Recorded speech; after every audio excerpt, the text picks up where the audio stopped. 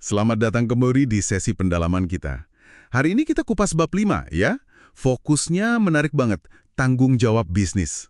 Sumber ini langsung nantang gagasan yang kayaknya udah mendarah daging gitu ya. Bisnis itu tujuannya cuma cari uang, cuma profit.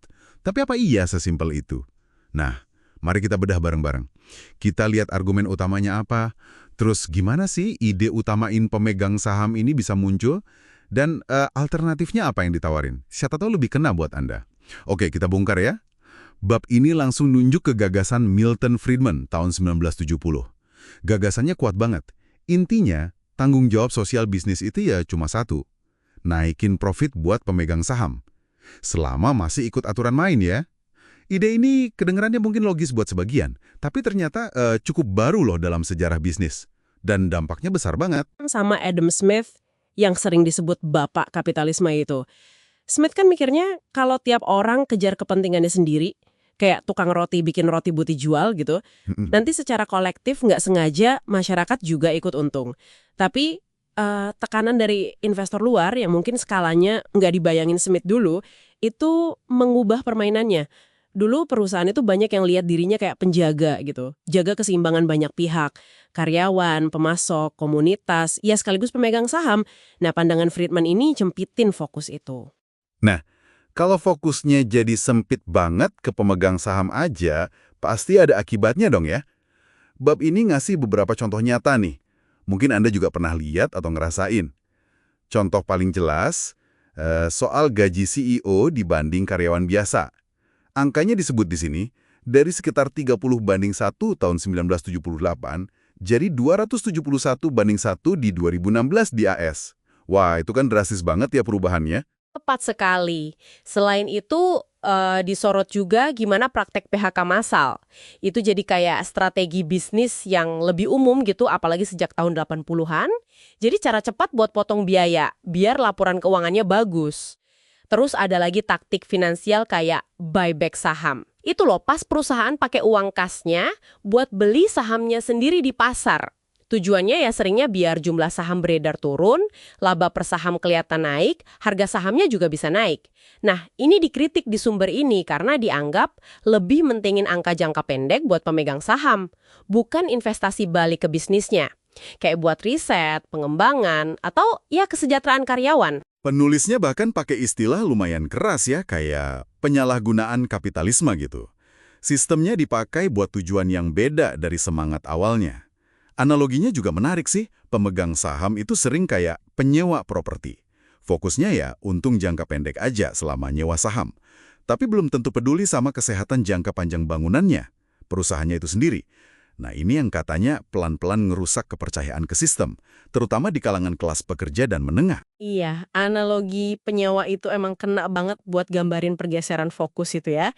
Nah, sebagai alternatif dari pandangan Friedman yang dianggap terlalu sempit ini, bab ini terus ngusulin definisi tanggung jawab bisnis yang lebih luas.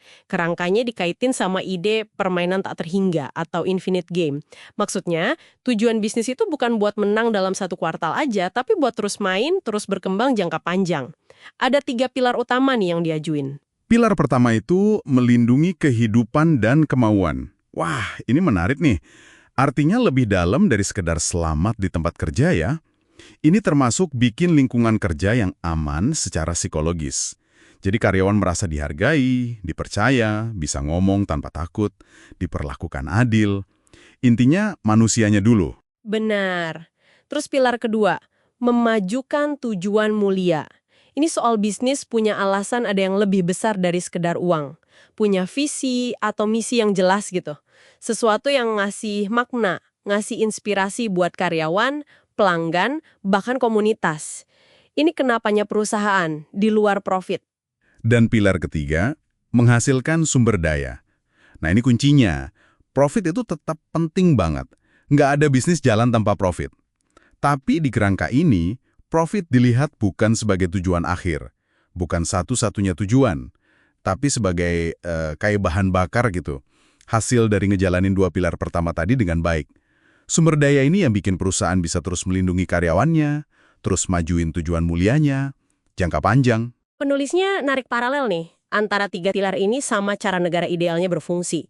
Kayak melindungi warganya, kehidupan keamanan, terus majuin ideologi bangsa, tujuan mulia, sama mastiin ekonomi jalan terus, sumber daya. Tujuannya biar semua yang kontribusi ke suksesnya perusahaan, karyawan, pelanggan, komunitas, dan juga pemegang saham ikut ngerasain manfaatnya. Bukan cuma segelintir pemilik yang fokus untung sesaat. Jadi, apa artinya ini buat Anda yang dengerin? Mungkin kerangka yang lebih luas ini bisa bantu jelasin kalau Anda pernah ngerasa ada yang ganjil atau kurang pas gitu sama cara kerja sebagian bisnis sekarang, yang fokusnya kayaknya sempit banget. Ini juga nawarin cara pandang baru soal peran kita. Entah Anda karyawan yang cari makna kerja, pemimpin bisnis, atau konsumen yang peduli nilai di balik produk. Intinya sih membangun sesuatu yang tahan lama, lebih dari sekedar laporan keuangan tiap 3 bulan. Jadi intinya ada dua pandangan besar ya soal tanggung jawab bisnis menurut sumber ini. Satu yang fokus banget ke profit pemegang saham dalam aturan yang ada. Satunya lagi pandangan yang lebih utuh, lebih holistik, mencakup kesejahteraan manusia, tujuan yang bermakna, dan ya itu tadi, menghasilkan sumber daya buat jangka panjang, biar bisa terus bermain. Nah, sebagai penutup, mungkin ada pertanyaan nih buat Anda renungkan nanti. Coba bayangin deh, gimana kalau perusahaan tempat Anda kerja atau bisnis yang Anda pakai tiap hari, itu benar-benar pakai definisi tanggung jawab yang lebih luas tadi. 3 pilar itu dijalankan. Kira-kira perubahan apa yang bakal Anda lihat atau rasain? Dan dari posisi Anda sekarang, ada nggak sih peran sekecil apapun yang bisa kita mainkan buat dorong ke arah sama? Ini menarik sih buat dipikirin lebih lanjut. Terima kasih sudah menyimak pembahasan mendalam kita kali ini. Semoga ada manfaatnya ya. Sampai jumpa di sesi berikutnya.